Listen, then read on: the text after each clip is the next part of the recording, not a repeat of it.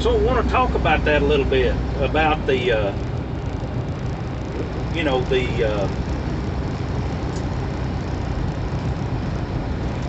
fact that they could not believe him because they were not of his sheep. They could not believe because of a few different reasons. And it helps us to understand these things when we're dealing with people. As those people that go out and they're proclaiming his word, and it helps us to understand why we're doing what we're doing and why they do what they do, and how they respond. And he says, you don't believe me. In verse 26, he says, you don't believe me because you are not of my sheep.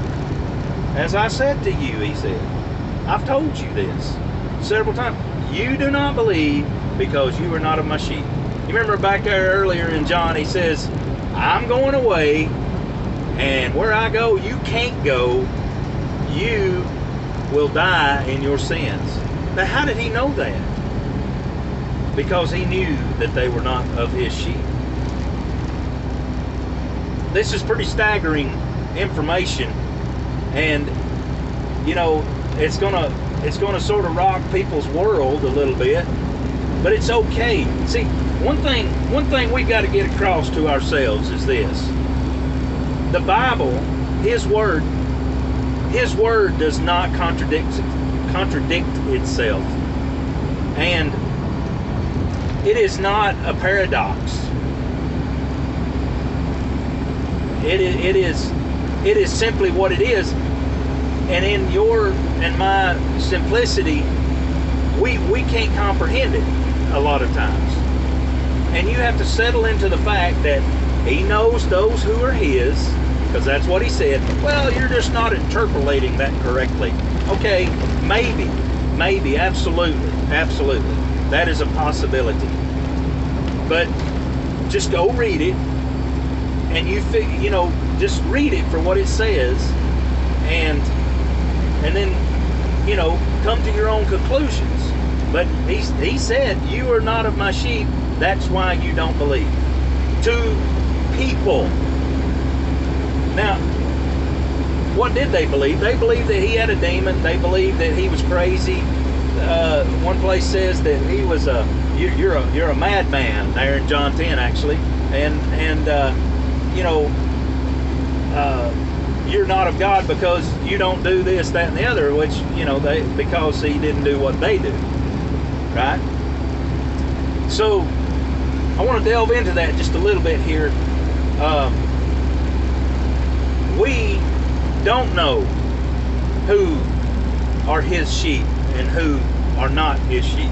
We don't have what he has, which is omniscience. He knows everything. And he told them, he said, you can't hear me. And those that are his will not follow the voice of the stranger, but those who are not of his sheep, the problem with them not hearing him is they follow another voice. That is scary, to say the least. They follow another voice. I mean, remember back over there in John chapter 8, you can go back over there, and I think it's somewhere around verse 43 and so forth, but he says something like, why do you not understand what I say?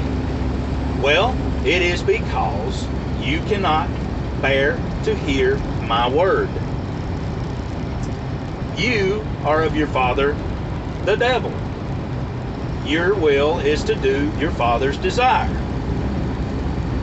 He says you can't hear me because you've got a different father, and you desire to do his desire. He was a murderer. You desire to be a murderer.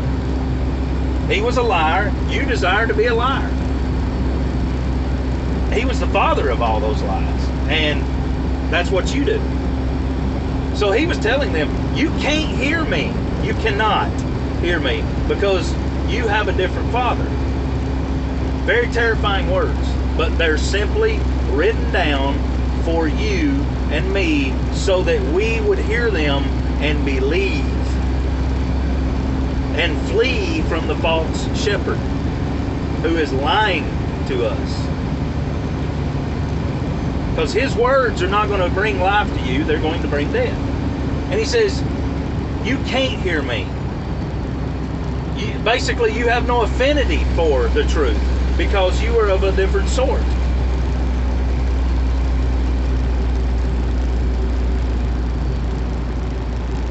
Whoever that is of God hears the words of God.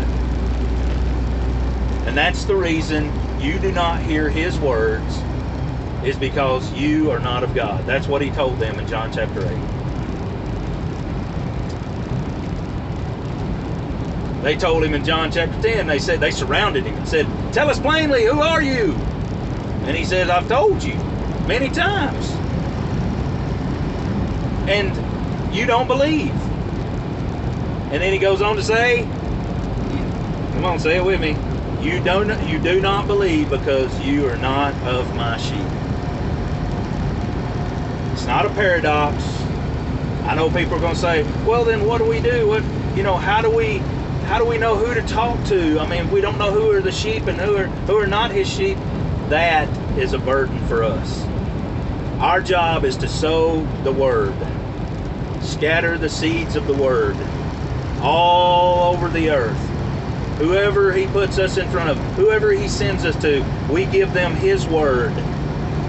And they will hear his voice through that, or they will not. You don't have omniscience. And you ain't going to be able to figure that out. You're not going to be able to figure out who is his sheep and who ain't. You just can't do it. Well, I can pray for the spirit of discernment. That comes for you to be able to determine what is truth and what is not truth. Not who is his sheep and who is not his sheep. Maybe I ought to leave that alone, but I've done touched it. He said, my sheep hear my voice, and I know them, and they follow me. And I give them everlasting life. And they shall by no means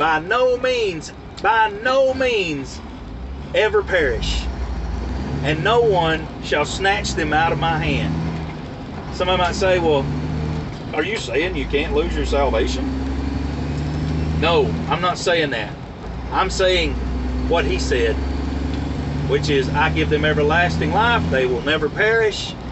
And no one will ever snatch them out of my hand. Hey, give to the widows, orphans, and the poor, and take everything I say with a grain of salt.